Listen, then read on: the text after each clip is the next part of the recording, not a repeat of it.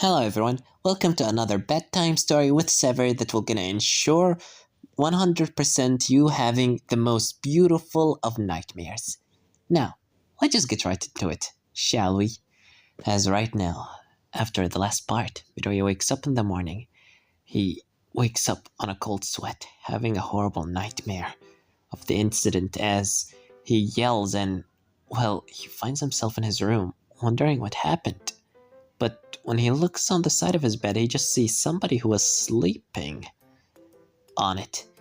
Well, basically, a girl, Shal, having a chair on and just laying her head on Midoriya's bed, waiting for him to wake up. And, well, she finally waked up and said, Good morning. You're training with me today. As Midoriya said, Shal? How did I get here? As she said, Leone managed to drag you out of there after you managed to kill Ogre. And she brought you back home. As, well, Midoriya look at himself, he's a bit hurt, but nothing serious. He can move and he can fight, thankfully. As Shall stand up saying, So good. Eat your breakfast and let's go training. I have something new for you too. Put on this. As she basically puts on an outfit that she brought. After Midoriya finishes his food and puts on the costume, he looks into himself in the mirror. As he looks at the costume, this costume looks a lot like his old one, but it's not the same one. When he gone out and talked to Shell about it, she said that Najinda basically ordered a custom costume for Midoriya to wear in the war. After all, Midoriya can't walk around with just, pants and a jacket or whatever that he was wearing a moment ago. He needs something more efficient. As well, Midoriya kinda hates this new suit because it's, first of all, a lot heavier than normal, although that's because it has some metal and armor on it, on the chest and in Midoriya's gloves and feet, to giving him, so his punches and kicks can have a bit extra damage, if you would say. Anyway, after which, Midoriya gone with the shell, and right now he's swimming in a, river reverse the current, while, using one for all. As, he did that. It was still hard even though he used one for all. But he said, so basically you're saying and I need to learn how to swim with a heavy armor?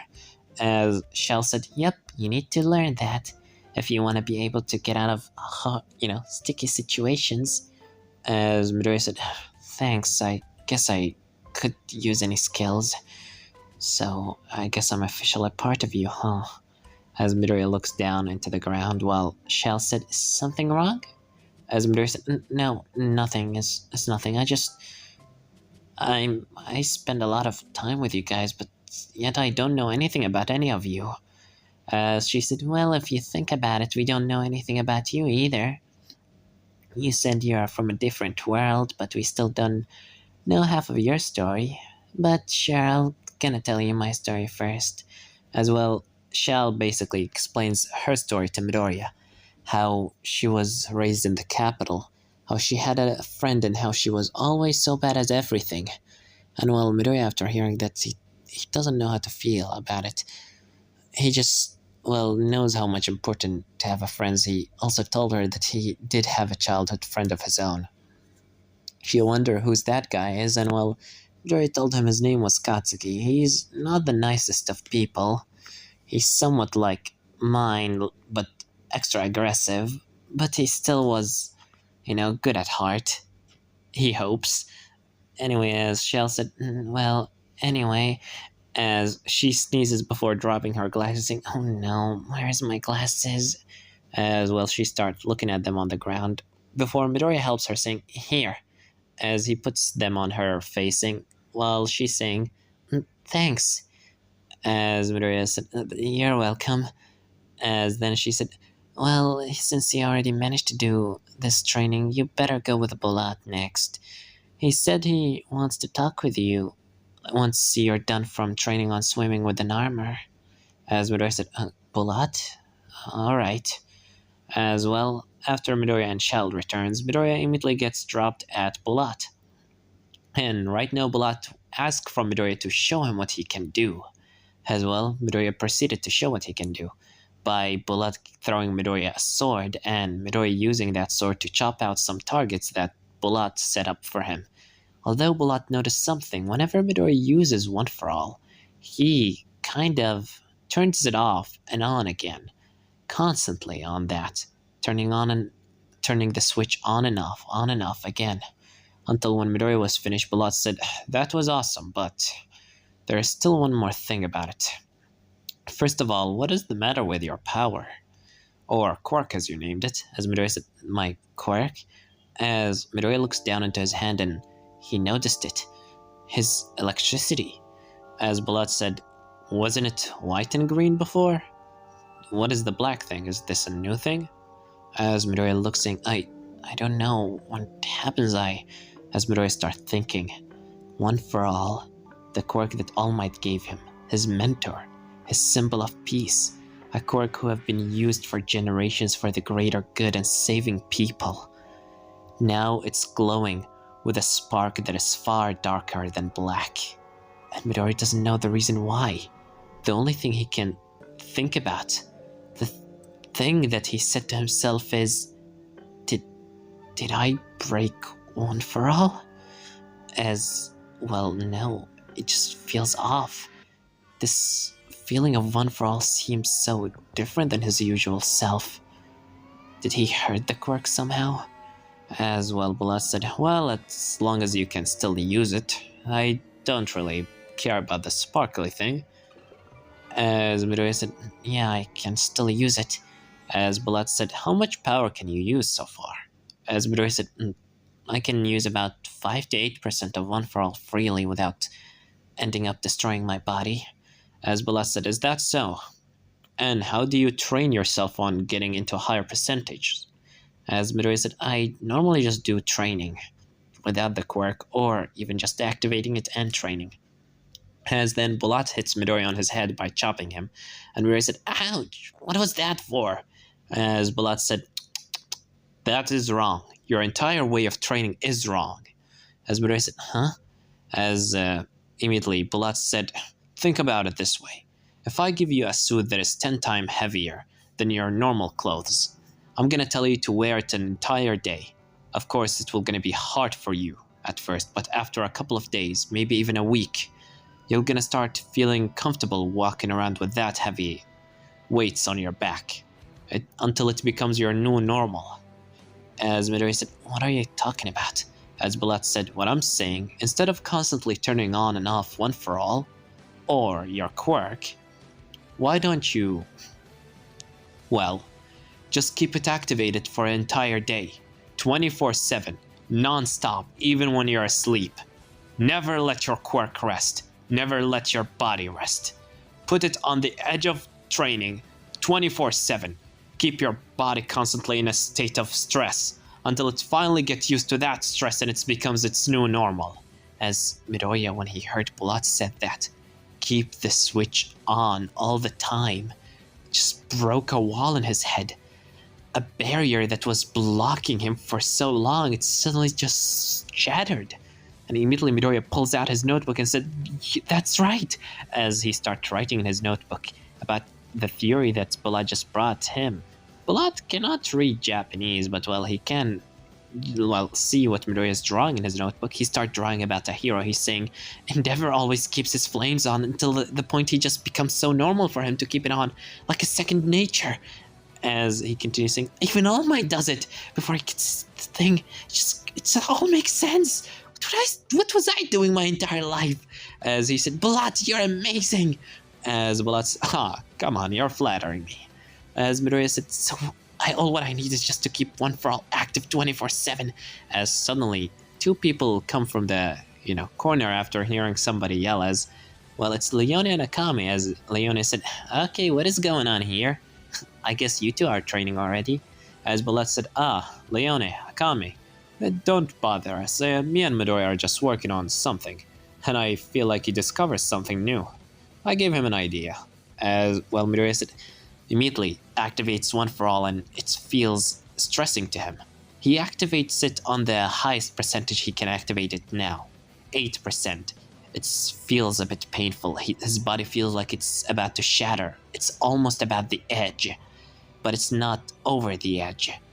As Midoriya said, so all what I have to do is just keep pushing my body onto the edge instead of pushing it over that edge.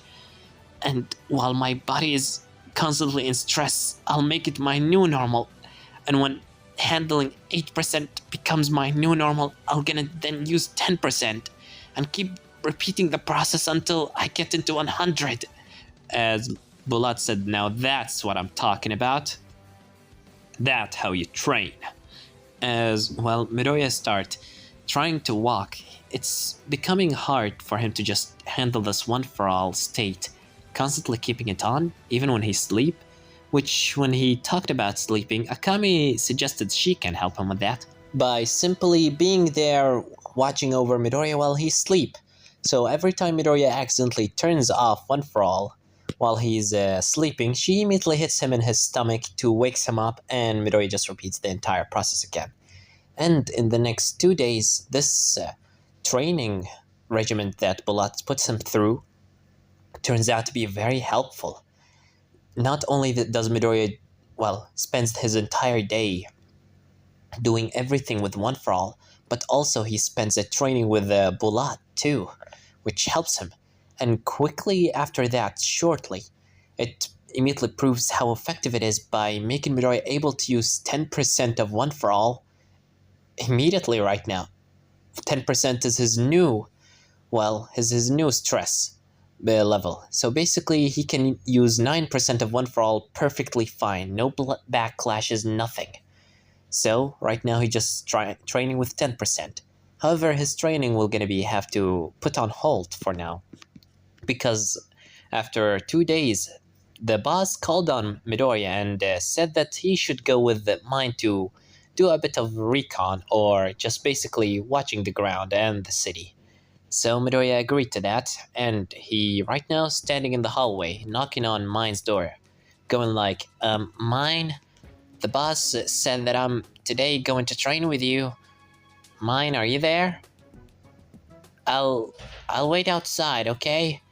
As well, Midoriya continue waiting outside of her door, before Mine comes out saying, well, at least you're respectful.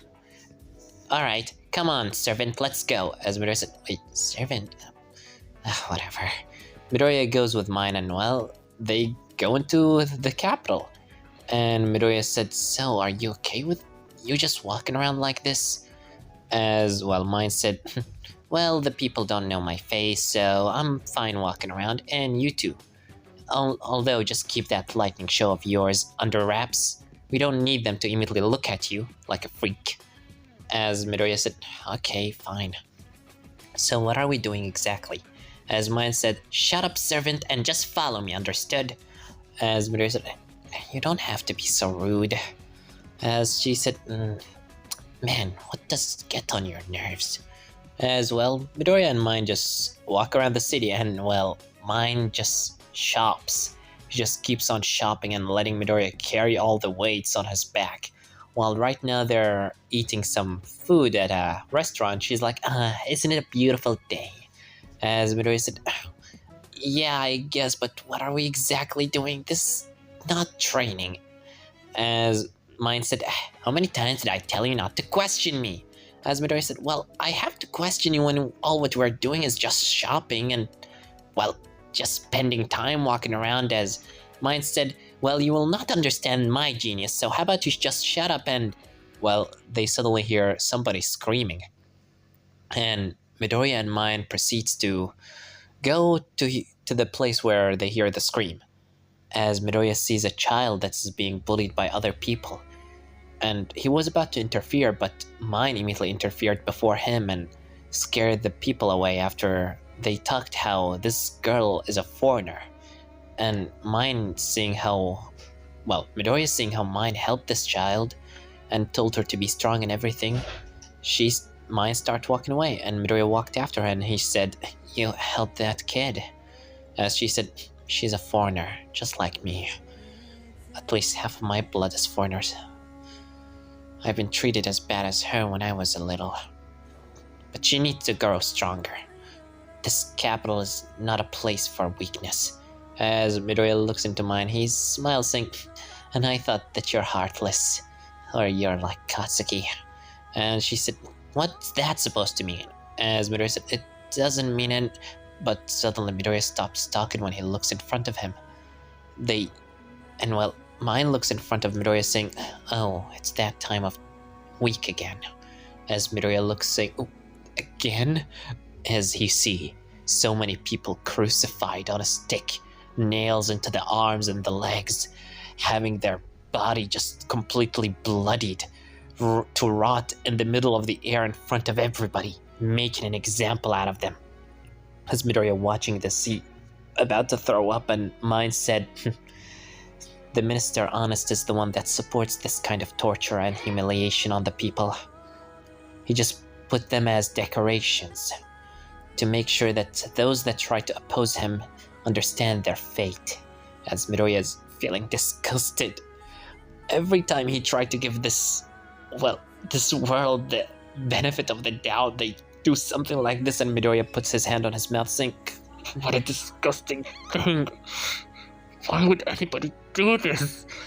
As mine said, "I don't know, but all what I know is that I'm gonna survive this. Not gonna let them kill me."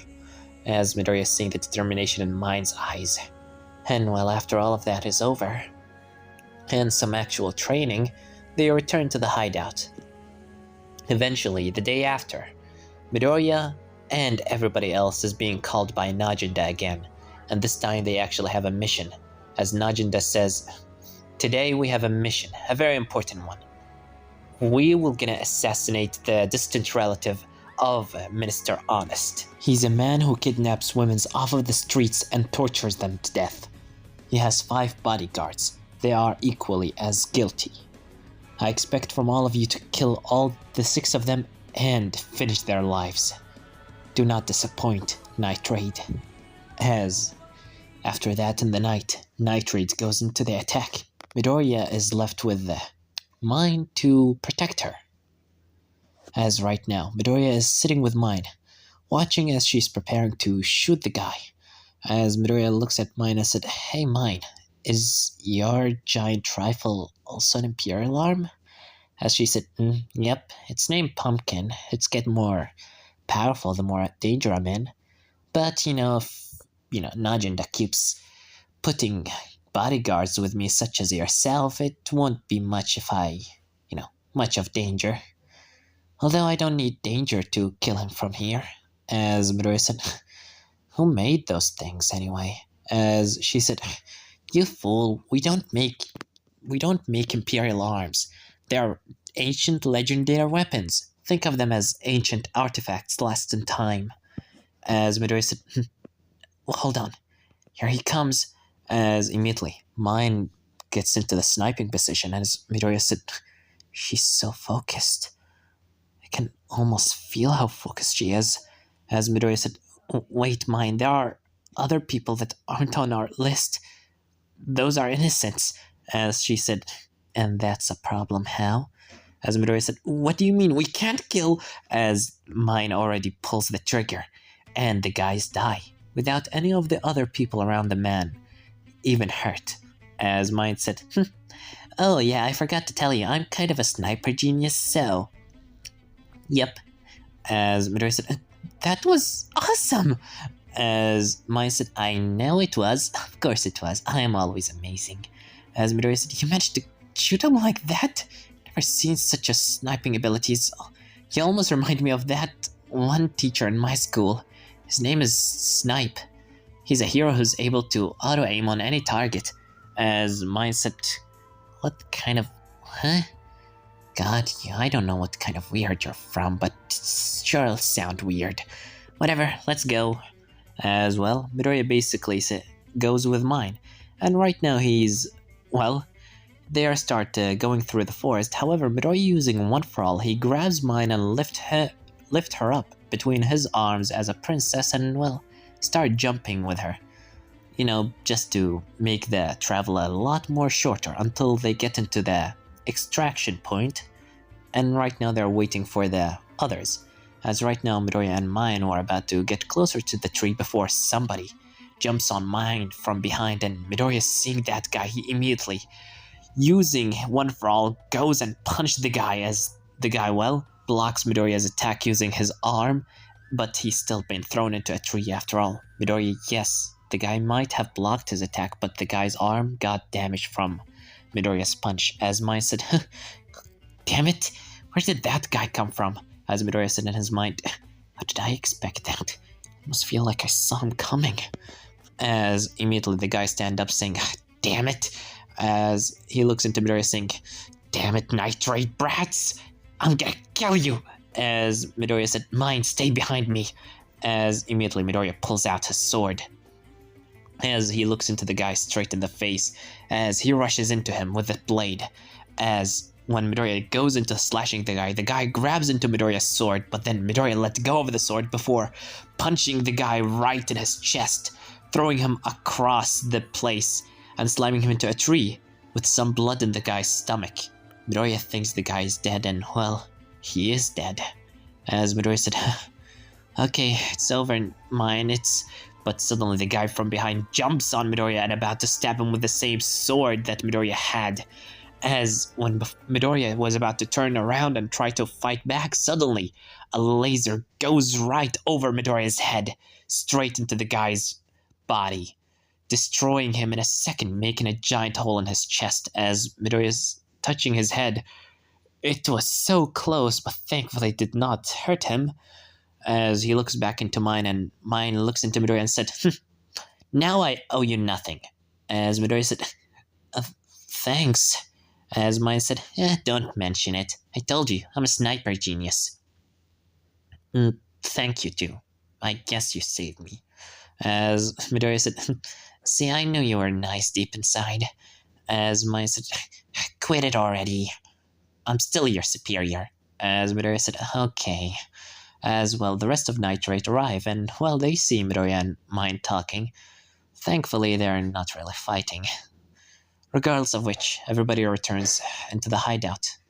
And right now, everybody goes to sleep, and well, except Shell, was going around the place because she's kind of, a night owl, if you will.